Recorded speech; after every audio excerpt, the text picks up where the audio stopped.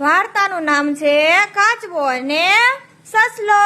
એક જંગલ હતું. જંગલમાં એક તળાવ હતું. તળાવમાં એક કાચબો રહે. તળાવની પાળે એક ઝાડ હતું. ઝાડ પાસે એક સસલો રહે.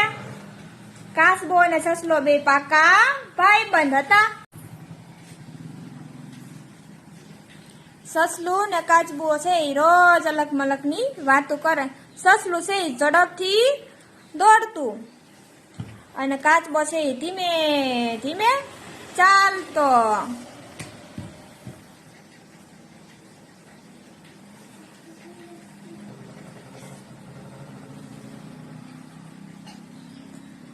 સસલાએ કાચબાની મજાક કરી. તે કહે, કાચબા ભાઈ.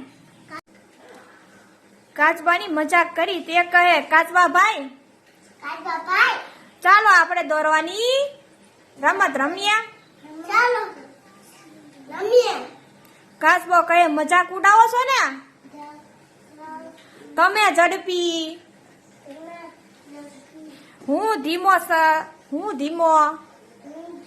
તો ચાલો આપણે રમત રમીએ.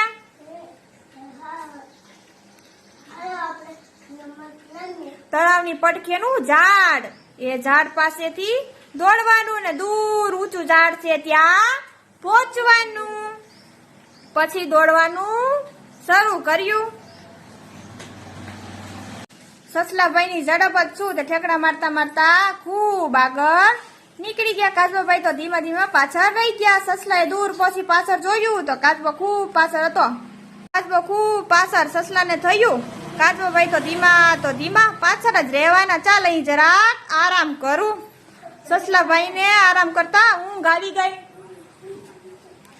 કાચબાભાઈ તો ધીમા ચાલતા રહ્યા ને ચાલતા ચાલતા સસલા પાસે આવ્યા ને જોયું તો સસલો ઘસઘસાટ ઊંઘે.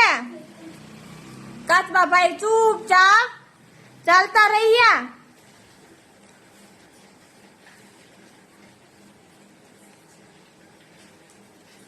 અને દૂરના ઝાડ નીચે પહોંચી ગયા ને આરામથી બેઠા. સસલો તો સફાળો જાગી ગયો. ઉતાવળથી દોડવા માંડ્યું અને તે ઊંચા ઝાડ પાસે પહોંચી ગયો. કાચબાભાઈ કહે, આવો સસલાભાઈ આવો.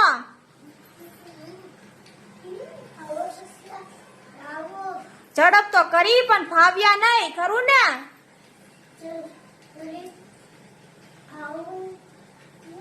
સસલો તો શું બોલે, તે સોભીલો પડી ગયો અને ધીમા પણ ધીરજ વાળા કાચબાભાઈ જીતી ગયા. વાર્તા અહીંયા પૂરી.